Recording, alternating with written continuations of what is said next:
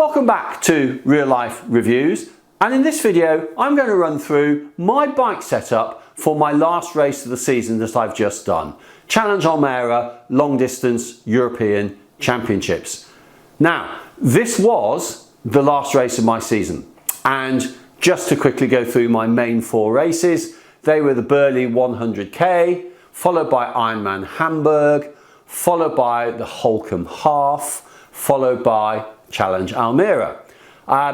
Challenge Almere is a flat course, so I will point out one or two little changes that I've made between, for example, the Holcombe Half, which has got more hills than you might think. Norfolk is not as flat as many would like you to believe.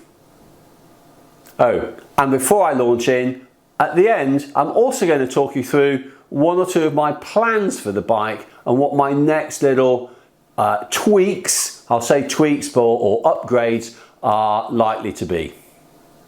Starting with the key contact points to the ground, rear wheel and tyre. Well, the tyre is a Conti GP5000 TT and I'm tubeless on this, and the wheel is the Coup 90mm. So I don't actually have a disc, but Almere is a very windy course, and for me that's the best option. A number of people did run discs. 90mm for me. I don't really have a choice. On the front, you'll notice I'm very shallow. Again, wind, but also on aero testing, this 35mm wheel from Coup tests quicker, gives a better CDA than my Zip 454 NSW, which I originally had on the bike. So no disrespect to the Zip is a brilliant wheel. It's just that this wheel works better in this fork on this bike. It's as simple as that. The tyre on here, again, it's a 5000 TT from Continental, but you might notice it's a little bit chubbier. That's because it's a 28mm. Chosen for comfort as much as anything. However, the minute Richard McCange, the designer of this bike, took one look at the tyre, he just looked at me and said 7 watts. Yes, 7 watts difference between the 25 and the 28. And obviously there's rolling resistance and comfort and other factors, but I trust Richard to the nth degree, and I'm going to be putting a 25mm tyre back in that front wheel, or back on the front wheel. Tyre pressures, if you're really interested, I was running 73 front and rear. Obviously the front was a fatter, a bigger tyre, but I was running 73. It just works for me and for the bike. Saddle, well, that was my Jacob Delta 38. I love it. I've got my Joff 55 cob. This is newer, it's slightly narrower. It works really well for me. And I've got a double bottle system on the rear fitted into the bike. More about that in a moment when I talk about nutrition and what was actually on the bike itself. Power is now courtesy of my Favero Asioma pedals. I love them, they're absolutely brilliant, and you can just see from how they hang now, they're great for clipping in and out. Although obviously in an Ironman race, you're in once and it's 180 kilometers, off you go. So that's my power. The really eagle-eyed of you, and those that have seen my previous video on the bike itself, will see that whilst I'm running SRAM Red for pretty much everything, rear derailleur, etc., I've got here a Force crank. The reason I've got the Force crank is because it's a 165, and when I was moving from 170 to 165, I couldn't get hold of a red crank, so at the moment I'm running a Force. However, I will be upgrading that. Whilst we're on the group set, the front chain ring is the 5037 from SRAM. Obviously it's a consideration to go one by, and there are a lot of one by setups at Challenge Almere. When I can afford it, I am going to buy a one by, an aero one by system. And unfortunately I can't afford it at the moment. So I ran the 5037, and on the rear, just come and take a look, on the rear, it looks quite small, but that is actually a 1033. So that's a 1033. It gave me loads of range. It's a flat course, but there were some little kicks up the dikes, etc.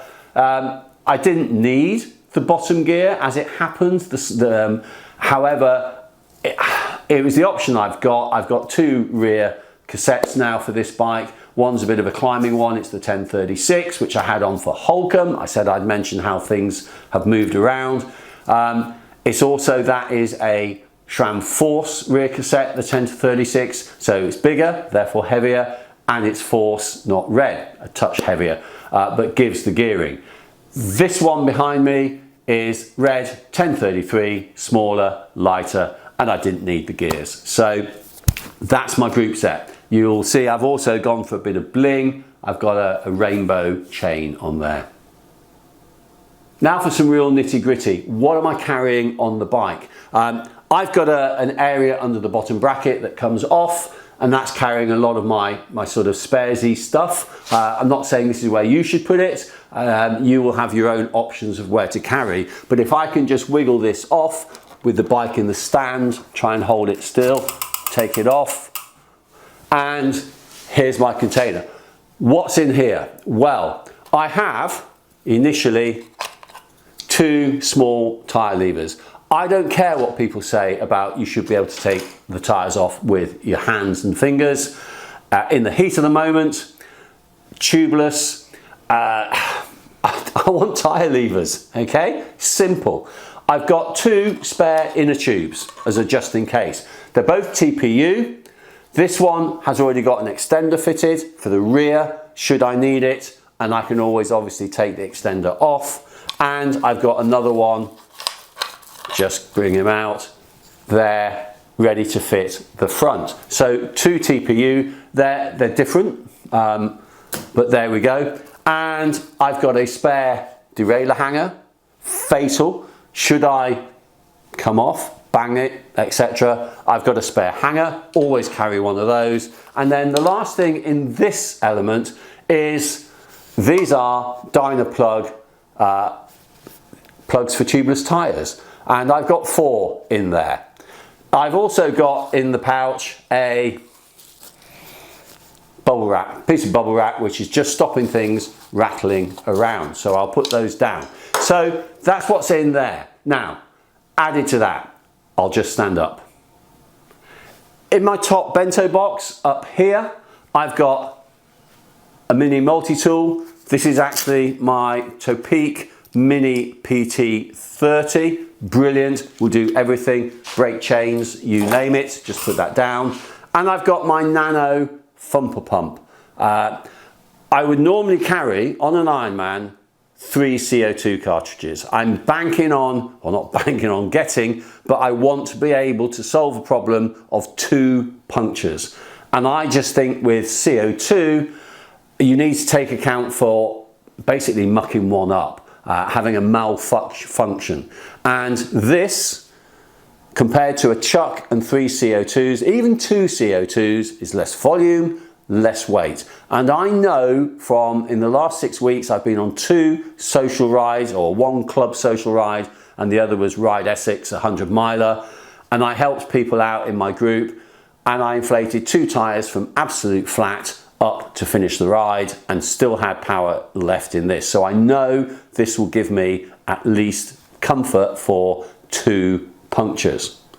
One more thing, just come to the very front of the bike with me. As I peek over, in my little front storage, it's empty, except if I just pop it off and just dig my fingers in, I have in here a spare Quicklink. That's all, just in case. Again, I have a major chain malfunction. I've got to break the chain, remove a bent link. I've got a Quicklink that I can add in and get my chain back to where it is. What about nutrition then? Well, my primary source of ingestion is, at the moment, my Profile Design sort of little, it's not a torpedo, X-Lab make one that is called a torpedo, is this Profile Design between the arms setup. My problem with it is the tube at the back is a bit close to me. I've also on the tube, you'll see some black here if you can look in enough. That's insulating tape, electrical tape, which just firms where the tube is, holds it in place, and just cuts down and stops basically spillage. Now this is about 750, 760 mil. So I start in there with Precision Fuel and Hydration, 300 grams of carbs. That's less than, I was going to say it's less than 500 mil. It's about 500 mil. It's 510 grams in weight. It's obviously chunky and heavier, but it's a bit less than 500 mil. I add water to that to water it down a bit. As much as anything, that just helps with sucking it through the straw. And then I'm adding into there, depending on how hot, and in Almere this last week, it was 1 tablet of the 1500 electrolyte. So I've got some electrolyte in there as well. Now, 300 grams of carbs, easy maths, that's 100 grams an hour. I'm really on sort of 90-ish, 80 to 90. So that's going to last me the best part of 4 hours. Not only that, as I come out of the swim and in transition, I'm going to be knocking back 30 grams anyway. So this is my first good 20 minutes, if not half hour, and it's going to be into the system after about 20 minutes, but by 20 minutes I'm now doing my gentle sipping as I'm going, and this and that is comfortably going to get me through the 4 hours. So in addition, what do I do? Well, in the front bento box here, because the multi-tool and the pump literally just sit in the bottom, is I have 3 gels. At the bottom here, I have a caffeine gel. They simply go in and slot so that the top tab, the tab of the gel is sticking out. So if I just very quickly just put one in, basically that's how they sit. I have the caffeine at the bottom, and I have 2 normal 30 gram carbs. Now one of the great things about these, apart from the fact that I get on really well with them, to be fair, I get on with pretty much all nutrition, but it's that you've got 30 grams in one of these, not 23 or 22, which a lot of other gels have. So that's on the bike. And then in my back pocket of my tri-suit, on one side I've got 2, is I will simply have another 2 gels. And between them, those 2 gels and those 3 gels get me through the ride. And at the end of the ride, what am I doing? Well, about an hour before the end, I have the caffeine. That's going to perk me up for the end.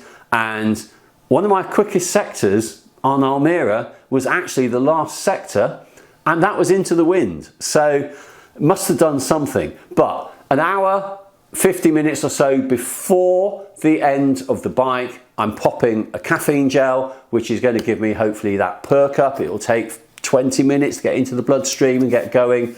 And then 15-ish minutes from the end of the bike, I'm going to have my last gel. Now the reason I'm doing that is 15 minutes on the bike, transition, out onto the run. This gel is now in my bloodstream. So it's ready to go. In transition, I've got another gel in my transition bag to have whilst I'm doing that. That's going to pop in 20 minutes into the run. I put 2 gels into my back pocket from my transition bag for emergencies, and one is caffeine, but I'm happy using on-course gels. That's my nutrition. I should add to that, because I can hear people saying, but what about hydration? You've only got 700-ish mils in there, because I don't fill it right to the top, I don't want splashing, etc. And I've got nothing in the rear. For hydration, tend to use what's on course, and I tend to use the ISO, so I add to the energy. So most bike courses, especially if they're 2 loops, have either got an aid station pretty much on the crossover point that you get to very early, or they've got one in 20 to 25k. This is great because in transition, I've got a bottle in my bag and that is all electrolyte. So I'm whacking electrolyte down me, I've taken a gel, I'm happy until even if it's 20, 25k in, grab an ISO bottle, have a swig from that, top up and further sort of water down, but I'm still adding some energy in that, and then put the bottle in the rear. And throughout the race then, I'm creating a balance of drinking from the bottle, putting it in the rear, drinking rear, discard, new bottle.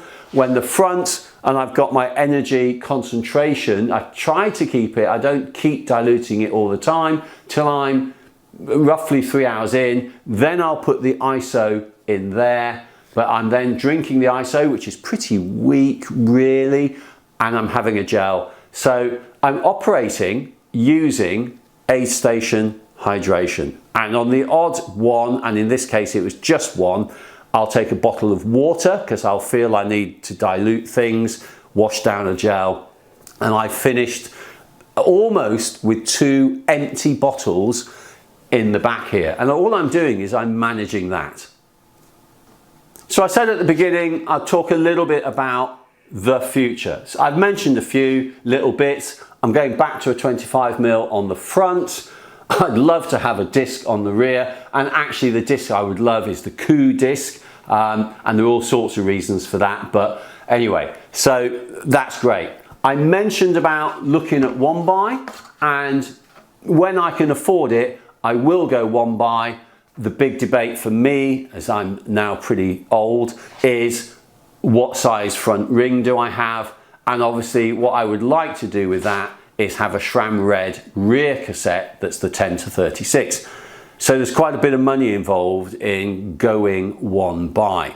So prior to that, and prior to a 165 red crank, which is a bit lighter, my next big change to this, which I'm going to do shortly, is I'm going to fit an Easy Gains aero cover onto the front crankset, the front chain rings. I'd quite have liked to do this for Almere. I didn't really get my act together. It arrived at home whilst I was out there. This is not Easy Gains' fault, I have to say. This is me. I didn't pull the trigger in time, so I knew I wasn't going to get it. So that is definitely going on the bike.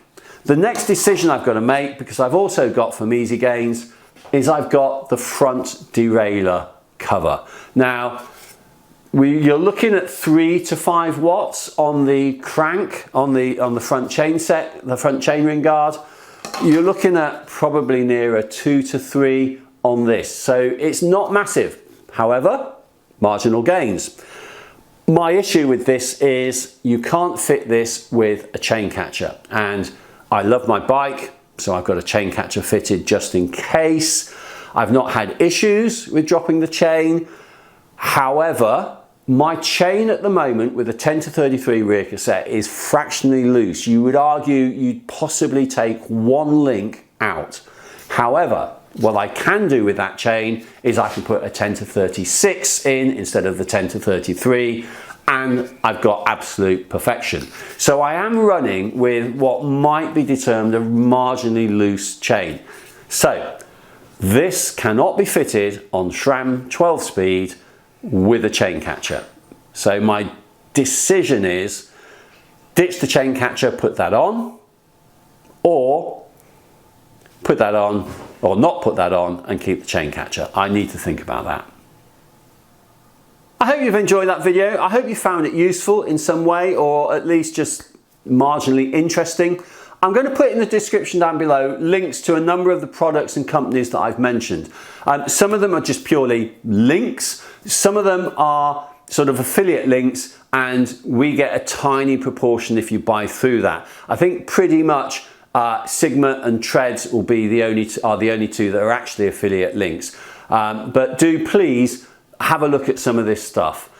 If you've enjoyed the video, please don't forget to like, thumbs up, subscribe, share with your friends, and all that sort of stuff. In the meantime, if you haven't subscribed, click on the little round picture down there and just look at, I've got the Coup TF1 and some aero testing up on videos for you to have a look at.